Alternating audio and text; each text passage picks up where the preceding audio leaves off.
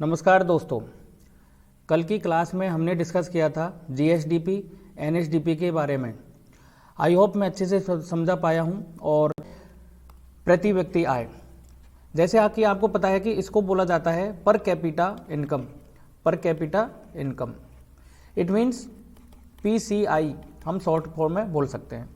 देखो, सबसे पहले तो हम ये समझते हैं कि जो प्रति व्यक्ति आय है वो क्या होती है। प्रति व्यक्ति क्या होती है, तो यहाँ पर हम देखें पीसीआई इज इक्वल, कल हमने पढ़ा था एक तो जीएसडीपी और एक पढ़ा था एनएसडीपी। दोनों में क्या डिफरेंस था भाई? जीएसडीपी ये था कि एनएसडीपी जो है उसमें और क्या ऐड करें, मूल्यह्रास ऐड कर दे तो जीडीपी आता था, और एनएसडीपी निकालनी है तो जीएसडीपी में से क्या डेप्रिसिएशन या मूल्यह्रास को घटा देते थे। तो अब जो पर कैपिटा इनकम है वो निकाली जाती है जीएसडीपी, एनएसडीपी हम रखेंगे ऊपर और इसके नीचे रहेगी कुल जनसंख्या। कुल जनसंख्या, और कुल जनसंख्या किसकी? क्योंकि हम अभी राजस्थान की रिगार्डिंग बात कर रहे हैं तो राजस्थान की कुल जनसंख्या अभी हम लेटेस्ट 2011 की जो जनगणना के अनुसार हम ये निकालते हैं, ठीक है। तो यहाँ पर जो एनएसडीपी जितनी भी है उसमें कुल जनसंख्या का भाग देते हैं, तो हमारे पास जो भी निकल के आता है तो वो क्या निकल के आएगा? Per capita income. जैसे कि हम एनएसडीपी और जीएसडीपी की बात की थी, कैसे बात की थी कि हमने प्रचलित कीमतों पर भी बात की थी और हमने बात की थी स्थिर कीमतों पर भी। इसी तरीके से प्रति व्यक्ति आय के लिए भी हम प्रचलित कीमत और स्थिर कीमत दोनों पे बात करेंगे, ठीक है। तो इसको पहले समझ लेते हैं, इससे पढ़ने से पहले। तो आपकी समझ में आया कि हम क्या पढ़ रहे हैं? Per capita income PCI. इधर हम देखेंगे कि ये स्थिर कीमतों पर कैसे है, स्थिर कीमतों पर पीसीआई क्या है, और हम देखेंगे प्रचलित कीमतों पर पीसीआई कितनी है, ठीक है। अब देखो, हम बात करें सबसे पहले स्थिर कीमतों पर जब भी आ जाए, कल मैंने आपको बताया था वो हमारा जो बेस ईयर रहेगा, आधार वर्ष रहेगा, वो रहेगा 2011-12, और स्थिर कीमत को हम वास्तविक कीमत भी बोलते हैं, फिक्स्ड बोलते हैं। दोनों में क्या डिफरेंस है उसकी बात हमने कल कर ली थी। अब हम देखते हैं कि जो पीसीआई वो स्थिर कीमतों पर कितनी है। स्थिर कीमतों पर बात करें तो ये है 96,000। एक बार के लिए आप ऐसे याद करें कि 96,000 है ये। और जो प्रचलित कीमतों पर देखें तो ये कितनी है? 1.85 लाख, ठीक है। यानी कि 96,000 स्थिर कीमतों पर है और प्रचलित कीमतों पर है 1.85 लाख। अब हम देखें कि ये जो 1.85 लाख है तो ये 1,85,053 ये कंप्लीट हो जाएगा। 1,85,053, तो ये प्रचलित कीमतों पर है। इधर हम देखें तो ये 96,000 के आसपास है, यानी कि 96,638, ये इतनी है, ठीक है, ओके। तो 96,638 ये हो गई स्थिर कीमतों पर, और प्रचलित कीमतों पर 1,85,053, ओके। तो वैसे हम इसको याद रखेंगे, ये हो गई 96,000 यानी कि 96,000, और ये हो गई 1,85,000। ये हमारी पीसीआई है, पर कैपिटा इनकम, यानी कि प्रति व्यक्ति आय राजस्थान में। अब हम इसी पर बात करेंगे कि भाई वृद्धि दर, जैसे कि हमने उनमें भी बात की थी कि वृद्धि किस प्रतिशत से इसमें हुई है। तो वृद्धि दर हम बात करेंगे स्थिर कीमतों पर पहले। तो स्थिर कीमतों पर ये हुई है 6.88% की, यानी कि जो ये 96,000 अपन को दिख रहा है, ये 96,000 पहले, इससे पहले कितना था? 90,000। तो 90,000 से बढ़ के ये कितना हो गया? 96,000। ऐसे ही जो 1,85,000 है, ये कितना था? तो ये था 1,66,000 से बढ़कर 1.85 हो गया। तो यहाँ पर जो वृद्धि दर है वो कितनी है? 11.04%। 11.04% ये है प्रचलित कीमतों पर, ठीक है। तो हमने बात की थी पीसीआई पर कैपिटा इनकम स्थिर कीमतों पर, और उसके बाद प्रचलित कीमतों पर, ठीक है। तो एक बार जो हमने कल देखा था रिवीजन हो जाए उसका। भाई स्थिर कीमत थी, स्थिर कीमतों पर जीएसडीपी कितना था? तो ये था 9.06 लाख करोड़। प्रचलित कीमतों पर 17.04 लाख करोड़। वृद्धि दर कितनी थी? इसमें तो थी 7.82 की, और यहाँ पर कितनी थी? 12.02 की। इसके बाद में एनएसडीपी आए तो ये 7.96, ये था 15.25 लाख करोड़, और ये इसकी जो वृद्धि दर थी वो 8.03, और इसकी वृद्धि दर कितनी थी? 12.23% की, ठीक है। फिर हमने इंडिया लेवल पे भी देखा था कि इंडिया की जो स्थिर कीमतों पर तो 184.88 लाख है और यहाँ पर 324.11 लाख। इनमें वृद्धि दर कितनी हुई है? तो 9.7% की। इधर जो वृद्धि हुई है वो 6.4% की वृद्धि हुई है, यानी कि स्थिर कीमतों पर 6.4% की और प्रचलित कीमतों पर 9.7 की। और दोनों ही स्थिति में देखें तो राजस्थान की स्थिति बेहतर दिखती है, क्योंकि इन दोनों परसेंटेज से ही राजस्थान का, चाहे स्थिर पे देखो चाहे प्रचलित पे देखो, दोनों ही स्थितियां राजस्थान की बेहतर है। किससे? पूरे जो अखिल भारत की बात करें तो उससे बेहतर है। अब इसी में हम एक और ऐड कर देते हैं, हमारा पीसीआई, जो अभी हमने पढ़ा है। तो आप बताओ स्थिर कीमतों पर पीसीआई कितनी है? 96 लाख, वो 96,000, तो 96,638 पूरा अगर अपन देखें तो इतना है। और वैसे 96,000 ये पर कैपिटा इनकम है। अब प्रचलित कीमतों पर देखें यही, तो प्रचलित कीमतों पर ये कितनी हो जाएगी? 1,85,053। और बताओ वृद्धि दर कितनी है? तो जो 96,000 है, ये पहले कितना था? 90,000, यानी 90,000 से 96,000 हुआ है। तो वृद्धि कितने की हो गई यहाँ पर? 6.88% की। कितने हो गए? 6.88% की।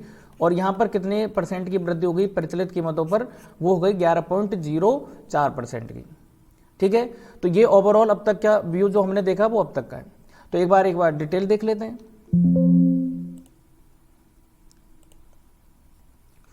तो ठीक है, प्रति व्यक्ति आय आपके समझ में आया कि प्रति व्यक्ति आय क्या होती है।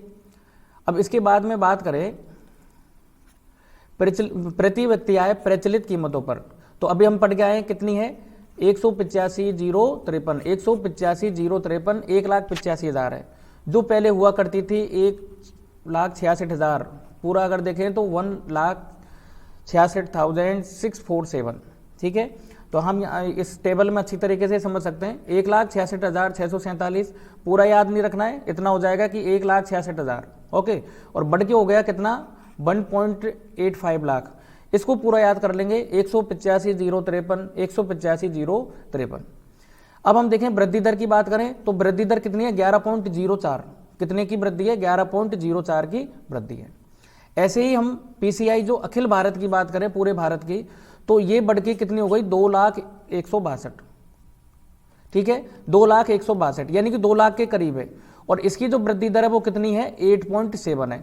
तो हम देखें कि जो प्रति व्यक्ति आय है, यानी कि लोगों के जो जीवन स्तर में ये सुधार को बताता है। तो ये भी अखिल भारतीय से हम देखें तो राजस्थान की स्थिति यहाँ पर भी बेहतर दिख रही है। अब हम देखें कि पिछले 4 सालों में प्रति व्यक्ति आय लगातार बढ़ रही है या लगातार घट रही है, इस चीज़ की हम डिस्कस करते हैं। तो हम देखें कि ये मैंने कल भी बताया था कि 2020-21 का जो साल है वो सबको पता है वो किसका है? कोरोना काल है। और कोरोना काल में हमारी जो आर्थिक गति है वो धीमी रही है। जीएसडीपी को देख लो, एनएसडीपी को देख लो, और यहाँ पर कैपिटा इनकम है वो भी हम देखें तो इंडिया लेवल पे भी और राजस्थान लेवल पे भी दोनों माइनस रही।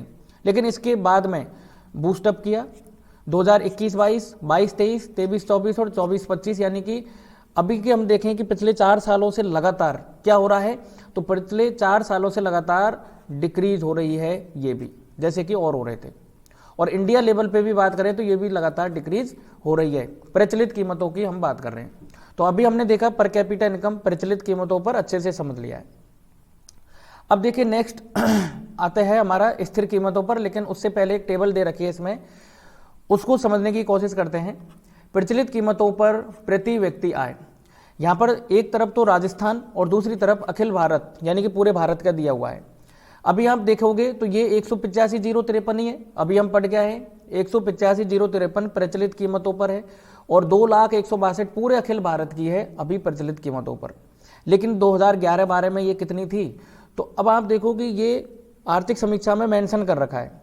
तो हमको 2011-12 की भी एक डाटा याद रखना होगा कि 57,000 के आसपास थी राजस्थान की और 63,000 के आसपास किसकी थी? अखिल भारत की। तो जो 57,000 के आसपास है और अभी हो गई है 1,85,000।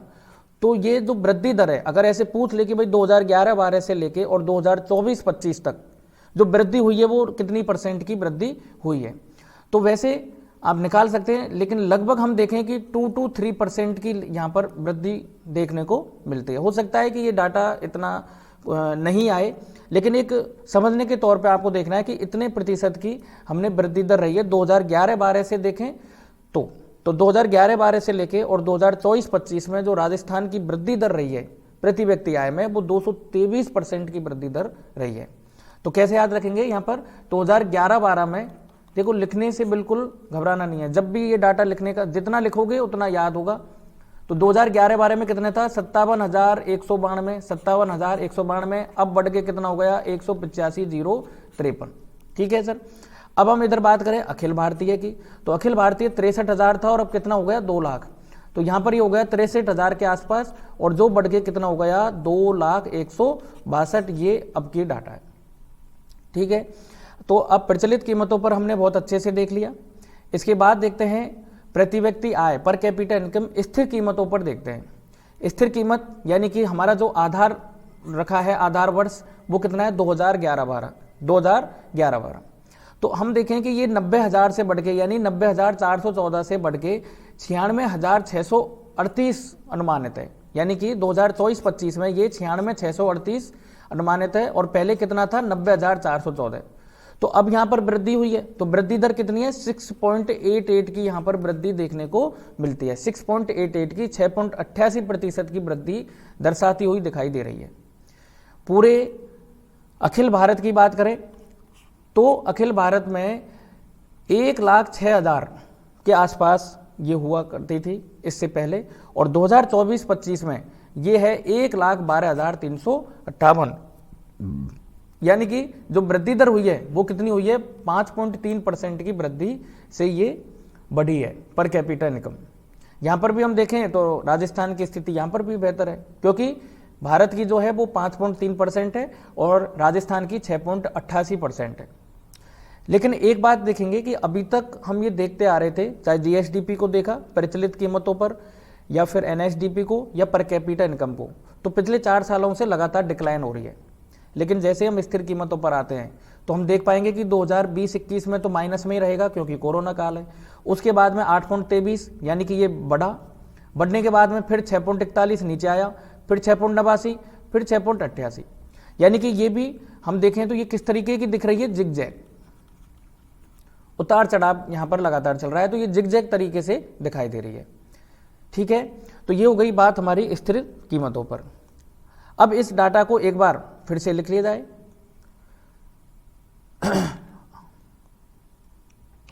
ठीक है, यहां पर एक बार सभी तो देख रहे हैं, आप भी अपने मन में रिकॉल करो और बताओ।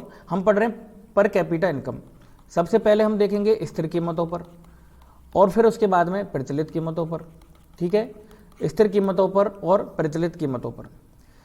देखिए यहां पर जो स्थिर कीमत है उस पर 96,638, ठीक है, और प्रचलित कीमतों पर ये कितनी है 1,85,053, ये पर कैपिटा इनकम। अब यहीं पर हम बात करें वृद्धि दर की, तो वृद्धि दर हमारी जो होती है वो है 6.88%। कितनी है 6.88%, और इधर कितनी है बताओ देख, 1,85,000 जो कितने से बढ़ी है 1,66,000 से बढ़ के इतनी हुई है, तो कितनी है तो वो है 11.04%, ये वृद्धि है। ठीक है, अब हमने वहां पर देखा था कि प्रचलित कीमतों पर इंडिया का भी हमने वहां पर देखा कि अखिल भारतीय का कितना है वो भी देखा था, तो ये 2 लाख के आसपास है, 2,01,62। ठीक है, और वृद्धि दर की बात करें तो क्योंकि राजस्थान की जो है वो तो 11.4 की है, और ये उससे कम है, यानी कि कितने 8.7। और ऐसे ही स्थिर कीमतों पर बात करें इसकी, तो स्थिर कीमतों पर ये कितनी है 1,12,000, 1.12 लाख के आसपास है, और यहाँ पर वृद्धि दर कितनी है तो ये है 5.3% की वृद्धि दर। तो ये जो हमने देखी है वो कौन सी है, इंडिया लेवल की है। ये जो हमने देखी है वो कौन सी है, इंडिया लेवल की, इधर और इधर भी जो हमने देखी ये भी इंडिया लेवल की। तो ये हो गया हमारा per capita income. Per capita income निकालते कैसे हैं, एनएसडीपी में राजस्थान की हम निकाल रहे हैं, इसलिए राजस्थान की कुल जनसंख्या का भाग दे दो, क्या निकल जाएगा, प्रति व्यक्ति आय निकल जाएगा, पर कैपिटा इनकम निकल जाएगा। ठीक है, तो अब हम आते हैं हमारे नेक्स्ट टॉपिक पे।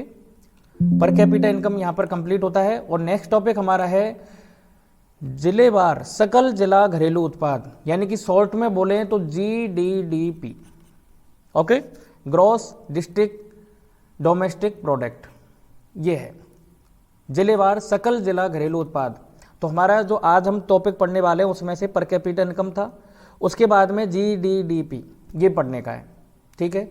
इससे पहले हमने देखा था जीएसडीपी यानी पूरे राजस्थान की जीडीपी कितनी है, लेकिन राजस्थान की जीडीपी में किस जिले का सबसे ज़्यादा योगदान है, उस कंडीशन से यहाँ पर जिलेवार भी दी हुई है। तो इसको एक बार हम समझते हैं, उसके बाद में फिर इस आर्थिक समीक्षा के जो ऑफिशियल डॉक्यूमेंट है इस पर आएंगे। तो देखिए जीडीडीपी, अगर मैं आपसे कहूँ कि इसकी आपसे डेफिनेशन पूछा जाए कि डेफिनेशन क्या है, तो जो हमने देखा था जीएसडीपी में कि राजस्थान के अंदर, कल हमने वो जो फॉर्मूला भी देखा था, तो एक वर्ष के भीतर यानी कि एक निश्चित समय अवधि में, तो हम वो क्या मानते हैं, एक वर्ष, तो अंतिम वस्तु और सेवा के मौद्रिक मूल्य को कहते हैं। तो ऐसे ही जो हमने एक राज्य के भीतर लगाया था, अब हम लगाएंगे कि एक जिले के भीतर अंतिम वस्तुओं और सेवाओं के मौद्रिक मूल्य को हम क्या कहते हैं, जीडीडीपी। अब जिले कितने हैं, तो जिले प्रेजेंट में कितने, 41 जिले प्रेजेंट में 41 है। तो उन जिलों में हमारे कौन से जिले का कितना योगदान है। तो अब हमारी जो ये आर्थिक समीक्षा का डॉक्यूमेंट्स है इसमें टॉप 5 दिए हुए हैं, टॉप 5 स्थिर कीमतों पर भी और टॉप 5 प्रचलित कीमतों पर भी। देखो हम यहाँ देखते हैं जीडीडीपी, ये तो आपके समझ में आ गया होगा कि ये जिलेवार हम डोमेस्टिक प्रोडक्ट देख रहे हैं, जिलेवार। जैसे हमने जीएसडीपी देखा था ऐसे जीडीडीपी, तो जिलेवार जो भी है तो उन जिलों में सबसे ज़्यादा किसका है, तो इसको भी हम वैसे के वैसे ही जैसे हमने उसमें देखा था, यहाँ पर स्थिर कीमतों पर और यहाँ पर प्रचलित कीमतों पर, ठीक है। यहाँ पर जीडीडीपी देखने वाले हैं। तो जो स्थिर कीमतों पर हम देखते हैं, जो 5 जिले हमारे हैं, टॉप 5 के जो जिले हैं उनको देखते हैं।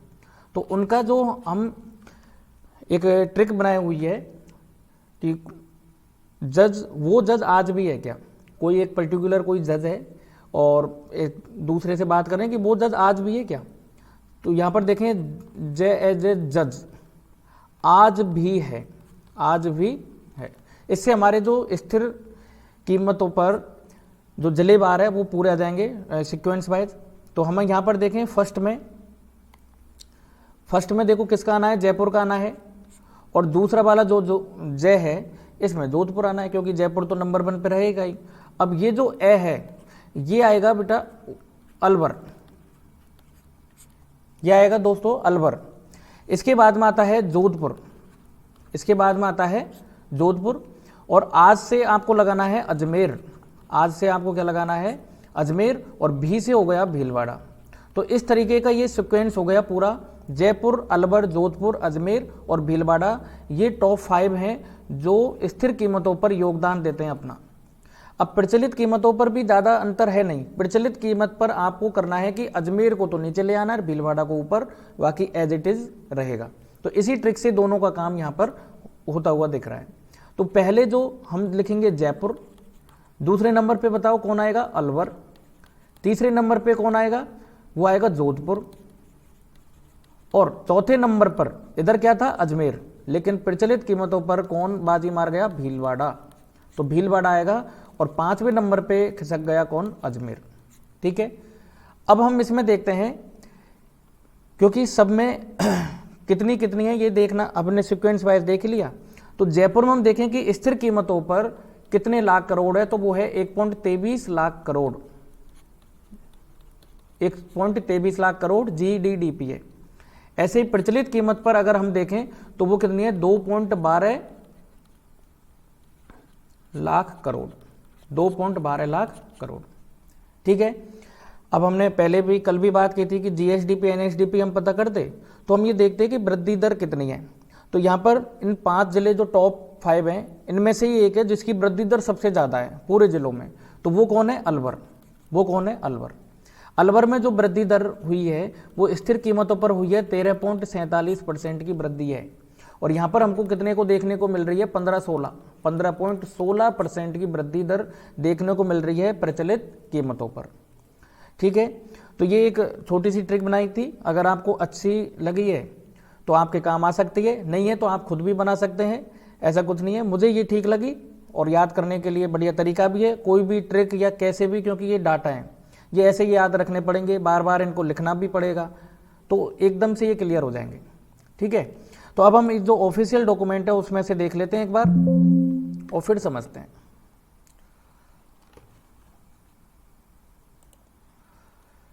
ठीक है, तो देखो हम जीडीडीपी पढ़ रहे हैं और जीडीडीपी तो देख रहे हैं, तो शीर्ष 5 जिलों का हम देख रहे हैं 2011-12 कीमतों पर, वो तो है स्थिर और दूसरा प्रचलित, यानी कि दोनों तरीके से हम देख रहे हैं।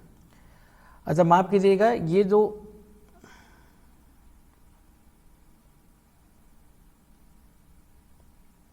अब देखते हैं प्रचलित कीमतों पर, तो प्रचलित कीमतों पर है 2,12,335, यानी कि 2.12 लाख करोड़ जो हमने देखा था ये हमारे टॉप में है, और इधर हमने देखा 1.23 लाख करोड़। ठीक है, अब वृद्धि दर में देखें सबसे ज्यादा, तो वृद्धि दर में नंबर आता है अलवर का सबसे ज्यादा, 15.16% तो है प्रचलित कीमतों पर, और यहां पर 13.47% की जो वृद्धि है वो स्थिर कीमतों पर। तो चाहे स्थिर कीमत हो चाहे प्रचलित कीमत हो, अलवर नंबर 1 है वृद्धि दर के मामले में। और अगर कुल देखा जाए कि कुल कितना है, तो 2.12 लाख के साथ प्रचलित कीमतों पर जयपुर है, तो दोनों ही स्थिर में और प्रचलित दोनों में ही कौन है, जयपुर। ठीक है, तो शीर्ष जो राजस्थान की शीर्ष 5 जिले हैं उसमें जयपुर सकल जिला घरेलू उत्पाद के साथ सबसे आगे है, चाहे स्थिर कीमत हो चाहे प्रचलित कीमत हो। और वृद्धि दर में अलवर आगे है, चाहे स्थिर हो चाहे प्रचलित कीमत हो। तो ये हमने जीडीडीपी देखी थी। अब हम देखते हैं जिलेवार प्रति व्यक्ति आय, जो अभी हमने थोड़ी देर पहले देखी थी पर कैपिटा इनकम, वो हमने देखी थी कौन से लेवल पे, राज्य के लेवल पे। अब हम देखते हैं कि जिलेवार हम प्रति व्यक्ति आय क्या है, इसको भी कैसे निकालेंगे। तो जो जिलेवार एनडीडीपी है उसमें कुल जनसंख्या का हम भाग दे देंगे और प्रति व्यक्ति आय वहां पर निकल जाएगी। ठीक है, तो इसको एक बार समझते हैं, फिर उसके बाद में इस ऑफिशियल डॉक्यूमेंट्स पे आएंगे। देखो अब हम पढ़ने वाले हैं पीसीआई, यानी कि पर कैपिटा इनकम, प्रति व्यक्ति आय, और ये कौन सी पढ़ने वाले हम, डिस्ट्रिक्ट वाली, डिस्ट्रिक्ट लेवल वाली। ठीक है, इधर हम देखेंगे वही स्थिर कीमतों पर और इधर हम देखेंगे वही प्रचलित कीमतों पर, स्थिर कीमतों पर और प्रचलित कीमतों पर। ठीक है, तो अब सबसे पहले हम देखें स्थिर कीमतों पर। तो स्थिर कीमतों पर जिलेवार हमको देखनी है कि किस जिले में प्रति व्यक्ति आय सबसे ज़्यादा है। तो जैसे हमने उसकी ट्रिक देखी थी वैसे ही इसकी भी एक बनाई हुई है और लगभग सेम से ही है स्थिर कीमतों और प्रचलित कीमतों पर। तो स्थिर कीमतों की हम बनाते हैं और उसमें है, तो प्रति व्यक्ति आय की ये ट्रिक है कि प्रति व्यक्ति आय को देखने के लिए जयपुर, मतलब प्रति व्यक्ति आय कितनी है आज के टाइम पे, तो आज जयपुर के राजा भी जैसलमेर गए। प्रति व्यक्ति आय को देखने के लिए आज जयपुर के राजा भी कहां गए, जैसलमेर गए। ठीक है, आज जयपुर के राजा भी जैसलमेर गए। इससे हमारे जो स्थिर कीमतें उन पर जो डिस्ट्रिक्ट लेवल है वो सभी आ जाएंगे सीक्वेंस वाइज। तो देखो सबसे पहले आज से यानी कि अलवर नंबर 1 पे आ जाता है, यहाँ पर अलवर प्रति व्यक्ति आय में अलवर नंबर 1 है।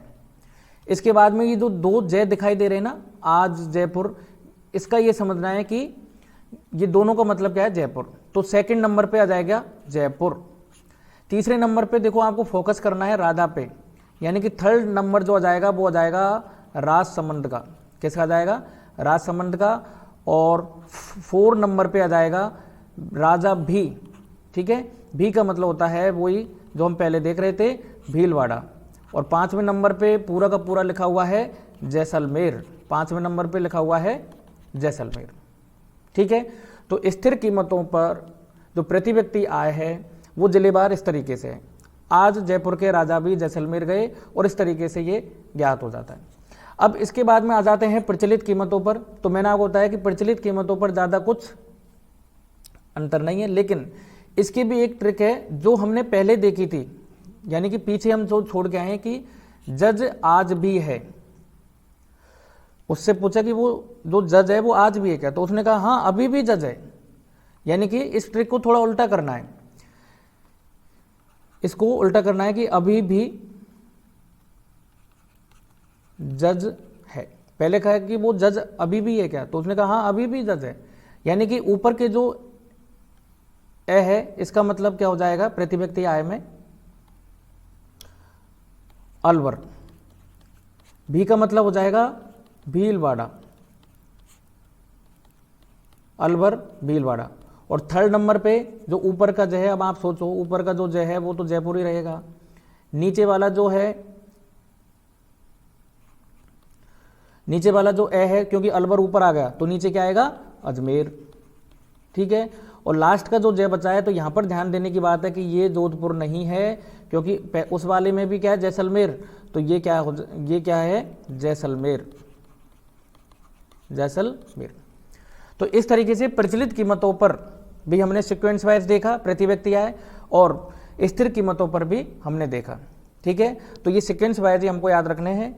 अब हमारे ऑफिशियल डॉक्यूमेंट पे आते हैं देखने के लिए और अच्छे से समझने के लिए। तो हम जिलेवार प्रतिव्यक्ति आय देख रहे थे, उसमें प्रचलित कीमतों पर हम देखें तो प्रचलित कीमतों पर देखने से, और यह है स्थिर कीमतों पर। तो स्थिर कीमतों की ट्रिक क्या थी, स्थिर की आज जयपुर के राजा भी जैसलमेर गए, तो अलवर, फिर जयपुर, फिर राजसमंद, फिर भीलवाड़ा, और उसके बाद में जैसलमेर। सबसे जो ऊपर ही ऊपर वाला है इसकी वृद्धि दर भी सबसे ज्यादा है, यानी प्रतिव्यक्ति आय में वृद्धि दर सबसे ज्यादा अलवर। इस तरीके से बात करें इधर तो अभी भी जज है, जो जवाब दिया था उसने, तो अलवर अभी भी मतलब भीलवाड़ा, जज का मतलब जयपुर अजमेर, और इसको जोधपुर नहीं मान के क्या करना है, जैसलमेर। यानी कि प्रतिव्यक्ति आय में जैसलमेर, और ऊपर हमने जो GDP देखी थी उसमें क्या रहा है, जोधपुर, वहां पर जैसलमेर नहीं है, और इधर यहां पर हम जैसलमेर कर रहे हैं। तो ये जय में आपको अंतर समझना है, और ट्रिक एकदम परफेक्ट बैठ रही है, आप अपने हिसाब से भी बना सकते हैं। वृद्धि दर दोनों की बात करें तो यहां पर भी वृद्धि दर अलवर की है, और स्थिर कीमतों पर भी अलवर की है। यानी कि अलवर की जो वृद्धि दर है, चाहे GDP की बात करें दोनों कंडीशन में, या फिर प्रतिव्यक्ति आय में बात करें, तो वृद्धि दर यहां पर अलवर की सबसे ज्यादा है। ठीक है,